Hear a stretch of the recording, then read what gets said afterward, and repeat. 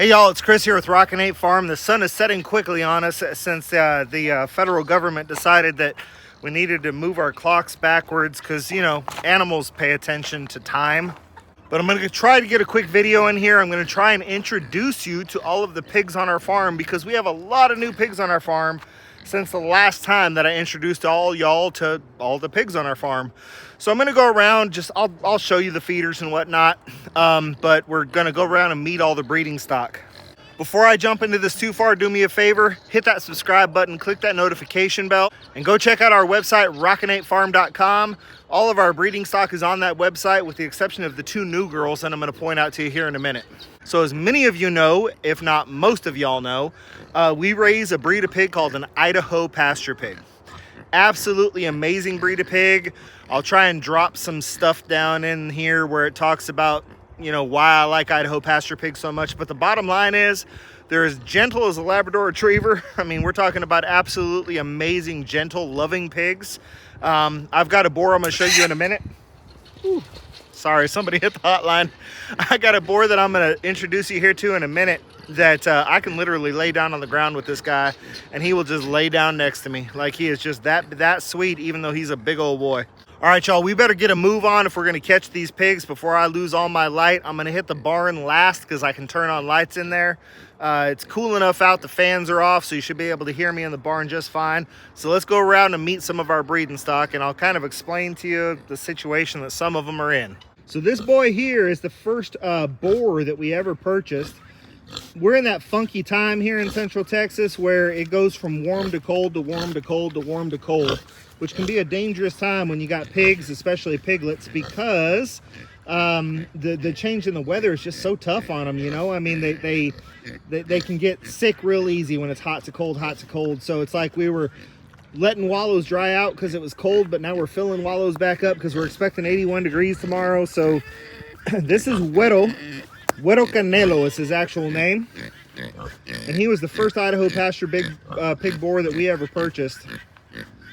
He's a Sam line boar, and he is actually, it's not that he's not friendly, you know, he'll let me touch him and stuff, but he's not the one that wants to be patted on and rubbed on and loved on. For the most part, he wants to be left alone.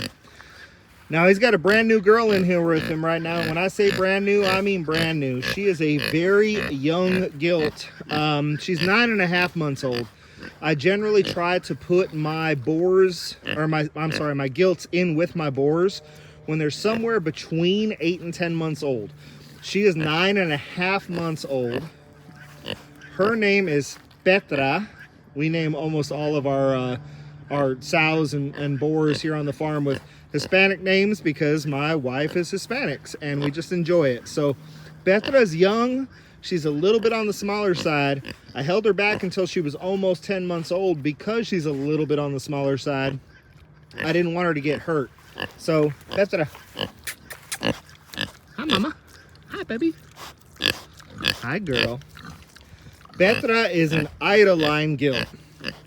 She's a super sweet girl.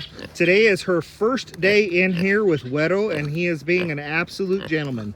Probably because she is not in heat right now. So we will see how things go, but they're getting along really well, as you can see.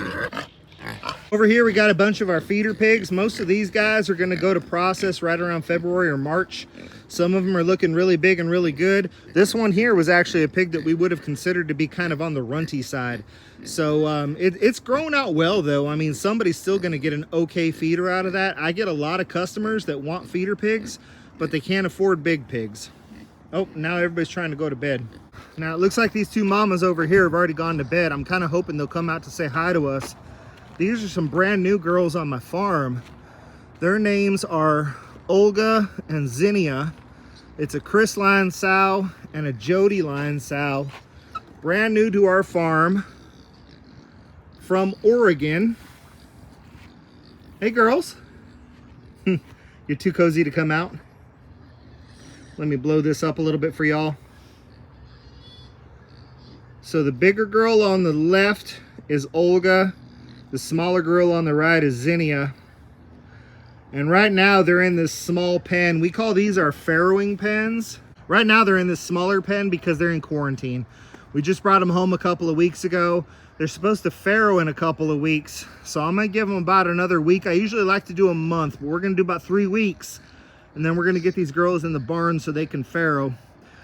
This pen right here is not an ideal pen. I obviously do not like raising pigs in pen. I like giving them a good half acre to roam around and browse and enjoy whatever happens to be out there. But we're using these for farrowing, and then we'll bring mamas out here and let them wean their piglets off in these pens. So right now this is a quarantine pen, but we usually use these as what we call a weaning pen. So we'll move piglets out here with their moms when they're, I don't know, maybe 4 weeks old, after some of the danger of cold and heat have gone away, and after some of the danger of not being able to get them out of mom's way have gone away. And we'll let mom spend some time out here with her piglets while she gets ready to wean them.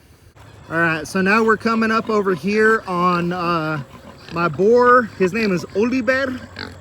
Oliver is Spanish for Oliver, and we call him Oli for short. And this is a heartline gilt right here, and her name is Dulce, which is Spanish for sweet or for candy, because she is a very sweet girl. But this is my big old boar that I told you about that I can darn near lay down with.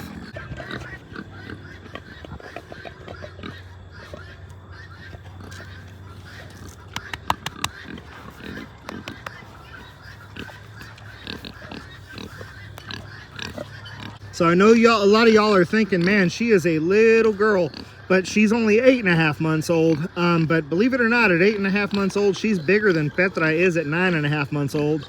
So we put her in here with Oliver, or Oli, as we like to call him. And again, he's being an absolute gentleman. So over here we've got Anita. Hi, Anita. You want to wake up and say hi? Over here we've got Anita. Anita is a maple line sow. Oh, and I forgot to tell you, Oli is Bandit, and then I think I already told you that Dulce was a Heartline gilt. But this is Anita, and Anita is one of the daughters of our maple line sow, whose name was Trixie. These are her piglets. They're 8 weeks old, which means that none of them know it yet, but they're getting weaned off this weekend, maybe even sooner, maybe as soon as tomorrow. They're getting weaned off so that we can evaluate, tag, castrate, etc. And she's going to go back in with Oli. Here we've got Esmeralda. We call her Esme. Her piglets are only about 4 weeks old, and I'm actually really excited about these piglets because we've got some beefers in here considering they're only 4 weeks old. They're probably about 2/3 the size of the 8-week-old piglets next door to them. Esme is a Raven line gilt. Her mama was Dot, and Dot was the pride and joy of our farm, but we worked out a good deal to keep these lines going. So again, this is Esme. She's a Raven line sow. She's a really good mama, but she's a little bit on the smaller side. In this last pen here in my barn, Panchita, look at me, baby. Yeah, that's my girl. That's my girl. Hi, mama. In this last pen over here, we've got Panchita. She's one of the OGs on our farm. Hi, Panchita. We bought her as a bred gilt, gosh, probably coming up on 2 years ago. She's given us lots of good litters. She's a nice big girl. She's a jewel line sow, and she's going outside to get a drink, so she's going to ignore us. Like I said, Panchita's given us lots of good litters. We've never put her in with Oli. There's a part of me that's curious about what would happen there. But she just keeps giving us good piglets when we pair her with our Sam Boar, Huero Canelo. So, you know, we just kind of keep rolling with it. I mean, I guess it's one of those if it ain't broke, don't fix it type things. So, Panchita most likely will pair back up with our Sam Boar. That's who she's with now. You see her in here in this farrowing pen. She's due to farrow in about 2 weeks. And that's when we try to move our pigs off of pasture away from the boar and into an area where they can farrow. In the months that are warming up and we don't have to worry about cold, or the months that are cooling down and we don't got to worry about heat, a lot of times we'll farrow up in those weaning pens. And they seem to do really good up there. We haven't lost any pigs because of those D-frame shelters, which are not as good for farrowing as A-frame shelters, but we haven't lost any piglets because of the type of shelter we have up there. But it's that time of year. Like I said, Anita's moving out, going back on pasture with a boar. Esme's going into a weaning pen. And then the other two girls that I have out there that are still left to farrow are going to come in here into the barn. So it just made sense. You know, I mean, I don't know how fast it's going to get cold, or you just kind of never know. I don't want to put one of these girls out on pasture. They have a late November, early December farrowing date, and then all of a sudden the temperatures plummet. So we do things a little bit different here in Texas. A typical A-frame shelter will have plywood sides. It might have metal covering to protect the plywood, but the plywood helps hold in heat. But we don't get super cold here, so you know, we kind of just, most of our shelters are just made with sheet metal over the top. They don't hold in the heat quite as well. So if there's any possibility that it's going to dip down and get really cold, or at least really cold for us, I like to do it here in the barn where I have access to heat lamps and whatnot. But if I rebuilt all my shelters with plywood, I would have no problem with any of these pigs farrowing out on pasture, because they do really, really well. I mean, these pigs farrow out on pasture in the middle of the winter in Wisconsin, and they do just fine as long as they got a nice, warm, dry shelter. And so that's our breeding stock. Right now, currently, we are at 7 breeding girls. 2 of them are gilts. And let me see, 3 of them are experienced sows that have been on our property for a little bit. 2 of them are bred sows that we just brought in from Oregon.